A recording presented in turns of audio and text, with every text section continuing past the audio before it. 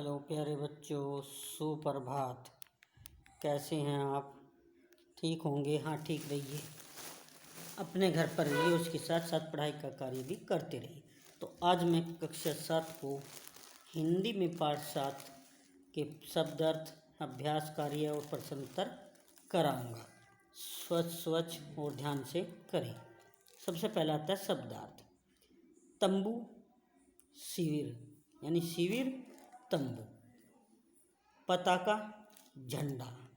संवाददाता, सूचना देने वाला। दुर्ग, किला।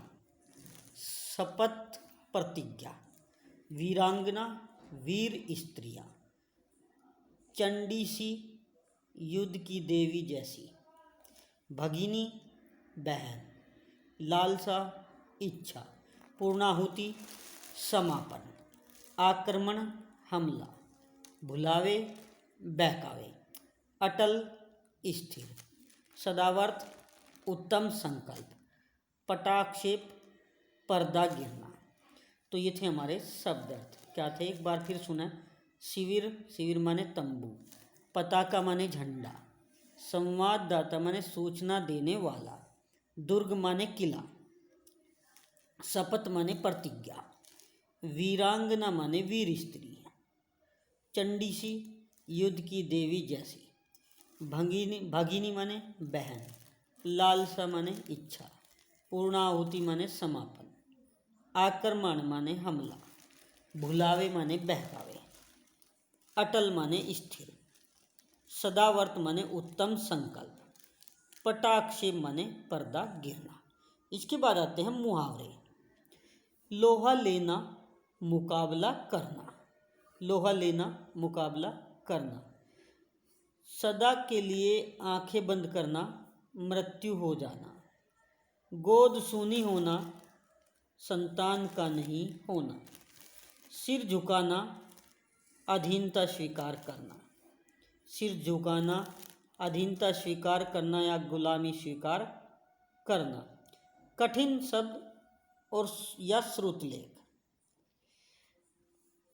पूर्णतः, संवाददाता, गुप्तचर, उत्तेजित। आत्मसमर्पण, वीरांगना। पूर्णाहुति, निहत्तो। अब आगे चलते हैं। नीचे लिखे समस्त पदों का विग्रह करते हुए समास का नाम लिखिए। क्या है प्रश्न? नीचे लिखिए समस्त पदों का विग्रह करते हुए समास का नाम लिखिए। समस्त पद, विग्रह, समास का नाम। देशभक्ति, देश के प्रति भक्ति। तो समास का नाम है संप्रदान तत्पुरुष। संप्रदान तत्पुरुष। राजकुमारी, राज की कुमारी, यानी राजा की कुमारी। क्या है ये? संबंध तत्पुरुष।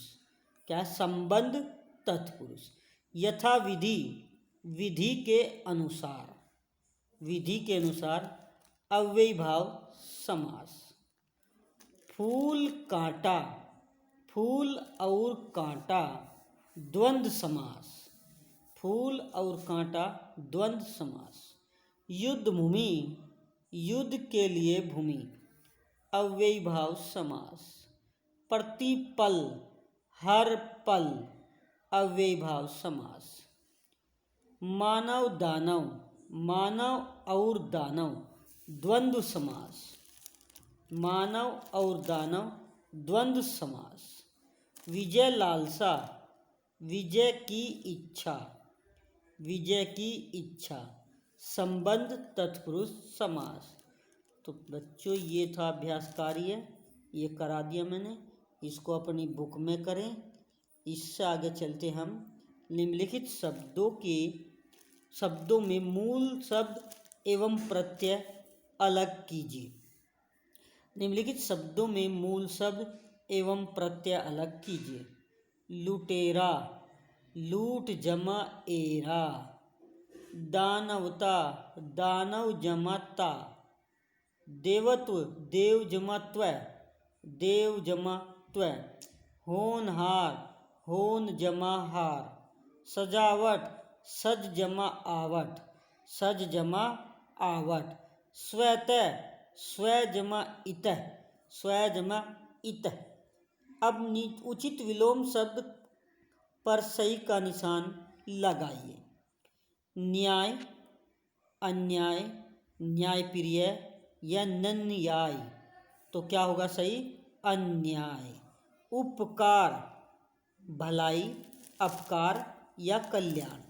भलाई और कल्याण दोनों एक शब्द हैं, लेकिन ये उपकार के शब्द हैं, अर्थ हैं।